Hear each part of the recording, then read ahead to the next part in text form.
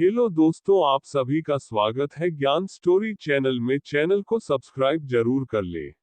देवी रुक्मणी महाभारत काल की सबसे खूबसूरत स्त्रियों में से पहले स्थान पर थी। देवी रुक्मणी श्री कृष्ण की पत्नी थी और उनका सौंदर्य इतना अधिक था कि वो साक्षात लक्ष्मी का रूप थी। महाभारत ग्रंथ में इस बात का जिक्र है कि देवी रुक्मणी सबसे ज्यादा खूबसूरत स्त्री थी। महाभारत में द्रौपदी के चरित्र के बारे में आप सबने जरूर सुना होगा, लेकिन शायद आप नहीं जानते होंगे कि द्रौपदी स्वर्ग की अप्सराओं की तरह ही सुंदर थी। उनकी खूबसूरती इतनी ज्यादा थी कि सभी उसकी तारीफ करते थे। द्रौपदी राजा द्रुपद की पुत्री थी और उनकी खूबसूरती की वजह से बहुत से लोग उन्हें अपनाने की सोचते थे।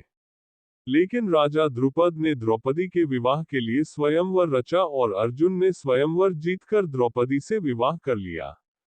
लेकिन जब अर्जुन उन्हें अपनी पत्नी के रूप में घर लाए तो कुंती ने इसकी जानकारी के बिना ही द्रौपदी को 5 भागों में बांटने को कहा। इसी वजह से द्रौपदी 5 पांडवों की पत्नी कहलाई। सत्यभामा महाभारत काल की एक और सबसे खूबसूरत स्त्री थी। सत्यभामा और द्रौपदी बहुत अच्छी सखियां थी।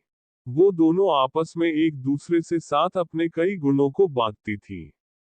उर्वशी महाभारत की एक और सबसे सुंदर स्त्रियों में से थी। उर्वशी इंद्र स्वर्ग लोक की सबसे खूबसूरत स्त्री थी। एक बार उर्वशी अर्जुन पर मोहित हो गई, लेकिन अर्जुन ने उनके प्यार को ठुकरा दिया। इस पर उर्वशी ने अर्जुन को स्त्री बनने का श्राप दिया था। उर्वशी महाभारत काल में अपनी खूबसूरती के अलावा बेहद निडर होने की वजह से भी मशहूर थी। सुभद्रा महाभारत काल में श्री कृष्ण और बलराम की बहन थी।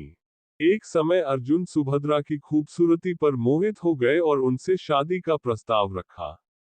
उस समय कृष्ण ने अर्जुन को सलाह दी कि वो सुभद्रा को लेकर भाग जाए, क्योंकि सुभद्रा के भाई बलराम दुर्योधन से उसकी शादी करना चाहते थे।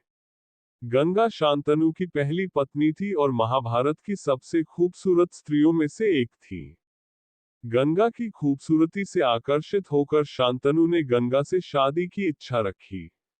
लेकिन गंगा ने उनके सामने कुछ शर्तें रखी, जिसमें पहली ये थी कि शांतनु उनसे कभी कोई सवाल नहीं करेंगे, दूसरी कि वो गंगा को कभी कोई काम करने से रोकेंगे नहीं, और तीसरी कि अगर किसी भी शर्त को उन्होंने तोड़ा तो वह उन्हें हमेशा के लिए उन्हें छोड़कर चली जाएंगी।